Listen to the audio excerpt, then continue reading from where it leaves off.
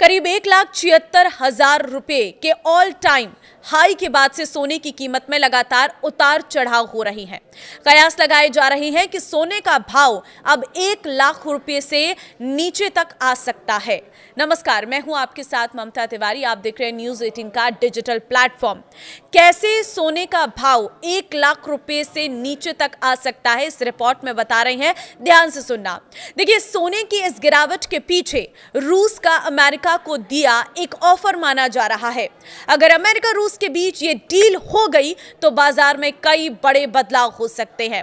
तो सबसे पहले वो डील जानना आपके लिए बहुत जरूरी है जो रूस और अमेरिका के बीच में होने जा रही है, जिससे पूरी तरह से सोने और चांदी के भाव की कीमतों में बदलाव आने वाला है। रूस जल्द ही व्यापार के लिए अमेरिकी डॉलर का इस्तेमाल शुरू कर सकता है। ब्लूमबर्ग के मुताबिक रूस यूक्रेन युद्ध के खत्म होने के बाद रूस ने अमेरिका के साथ डील करने के लिए एक प्रस्ताव तैयार किया है। इसमें 7 पॉइंट हैं जिन पर रूस अमेरिका की सहमति बन सकती है। इनमें से एक है फिर से डॉलर का इस्तेमाल शुरू करना। रूस जो डॉलर के बजाय साझेदार देशों से लोकल करेंसी में ट्रेड करता है, अब वो डॉलर सेटलमेंट सिस्टम पर वापस आने की सोच रहा है। इसमें तेल और नेचुरल गैस खरीदने के लिए भी डॉलर का इस्तेमाल शामिल होगा। तो ये प्रपोजल रूस के सीनियर अधिकारियों के बीच साझा किया गया है।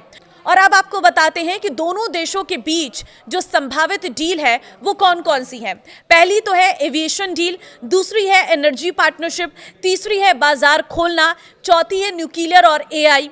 इसी के साथ ही डॉलर में व्यापार, मिनरल डील, क्लाइमेट चेंज। तो ये 7 डील ऐसी हैं जो अमेरिका और रूस के बीच में हो सकती हैं और इन्हीं दोनों डीलों पर टिकी है आगे की पूरी बाजार की रणनीति। रूस ने डॉलर का इस्तेमाल बंद क्यों किया था और अब क्यों शुरू करना चाहता है, ये भी आप समझिए। देखिए, दूसरे विश्व युद्ध के बाद डॉलर ग्लोबल करेंसी बनकर उभरा। आज दुनिया भर में व्यापार के लिए सबसे अधिक इस्तेमाल डॉलर का होता है, लेकिन रूस अपनी करेंसी रूबेल से ग्लोबल ट्रेड करता है। दरअसल डॉलर में कारोबार करने के लिए दुनिया भर के देश अमेरिका ट्रेजरी के बॉन्ड खरीदकर अपने पास रखते हैं।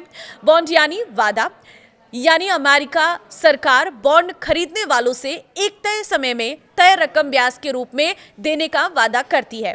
2022 में अमेरिका ने इसी तरह खरीदे गए बॉन्ड्स को जब्त कर लिया और ब्याज तो दूर, मूल रकम भी लौटाने से इनकार कर दिया।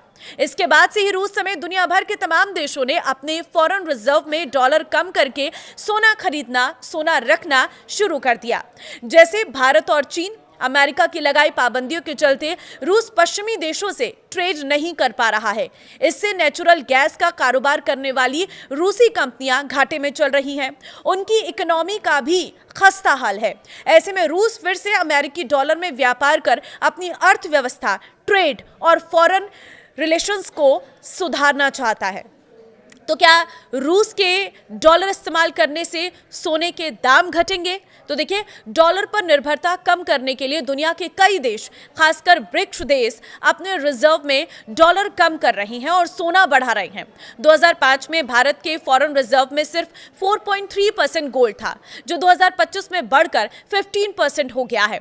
2000 से 2025 के बीच चीन का गोल्ड रिजर्व 443% बढ़ा है और ब्राजील ने 2025 में 16 टन सोना खरीदा है।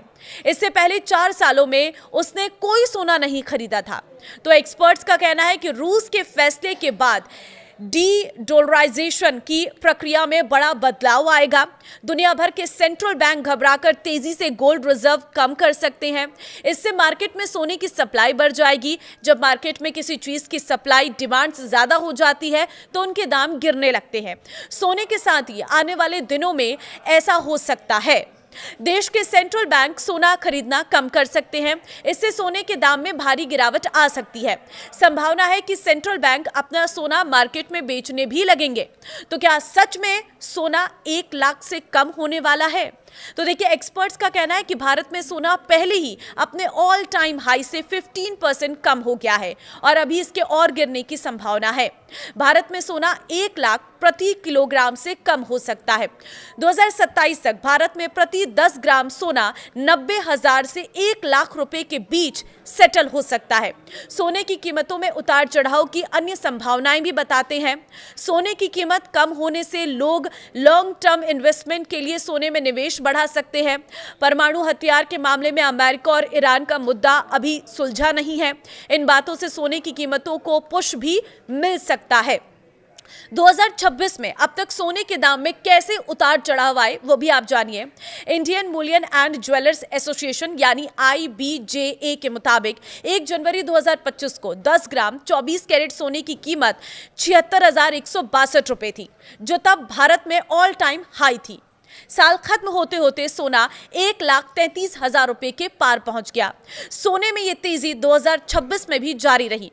29 जनवरी को सोना 1,76,121 रुपए के ऑल टाइम हाई पर पहुंच गया, लेकिन 3 दिन बाद 1 फरवरी को ही ये गिरकर 1,48,697 रुपए पर आ गया। 12 फरवरी को रूस अमेरिका की डील की खबर आने के बाद इंटरनेशनल मार्केट में सोना 3% तक गिर गया है, 3% तक गिर गया है। भारतीय मार्केट में भी अगले दिन सोना 2,885 रुपए गिरकर 1,52,765 रुपए प्रति 10 ग्राम पर आ गया है। हालांकि 16 जनवरी को जब बाजार खुला तो सोने में 1,315 रुपए की बढ़ोतरी हुई, 1,54,080 पर यह पहुंच गया है। तो इस तरह से सोने के भाव में उतार चढ़ाव देखने को मिला। 2026 में खास तौर पर सोने की कीमतों में काफी ज्यादा उतार चढ़ाव देखने को मिला है। अब सीधे सबकी नजरें टिकिया अमेरिका और रूस के बीच होने वाली उस डील पर। अगर ये डील फाइनल हो जाती है, अगर रूस एक बार फिर से डॉलर पर व्यापार करने लग जाता है, तो कहीं ना कहीं सोने की कीमतों में एक भारी गिरावट देखने को मिल सकती है। तो जिन लोगों की पहुंच से सोना दूर हो गया था, उनकी पहुंच में ये सोना आ जाएगा, लेकिन जिन्होंने अपना पूरा पैसा सोने में इन्वेस्ट कर दिया था, उनके लिए उनकी राह थोड़ी मुश्किल जरूर हो सकती है। लेकिन ये फिलहाल आकलन है। अब ये अमेरिका और रूस के बीच होने वाली डील पर टिका हुआ है। जैसे ही उस डील पर कोई चर्चा शुरू होती है, दोनों देशों के बीच में बैठकें होती हैं और दोनों देशों के बीच में डील पक्की होने लगती है, वैसे ही मार्केट में इसका असर देखने को मिल सकता है। हालांकि यह भी अनुमान है, इसके लिए कोई स्पष्टीकरण यहाँ पर हमने नहीं दिया है। ये बस एक अनुमान के हिसाब से आपको जानकारी दी गई है कि सोना इस हद तक भी गिर सकता है और आपकी पहुंच में आ सकता है। फिलहाल इस वीडियो को शेयर कर देना सभी लोगों के साथ, ताकि बाजार में हो रहे उतार चढ़ाव में सभी लोग इन्वेस्टमेंट करने से पहले एक बार सोचें और तभी जाकर किसी भी शेयर को खरीदें या सोने चांदी में इन्वेस्ट करें। नमस्कार।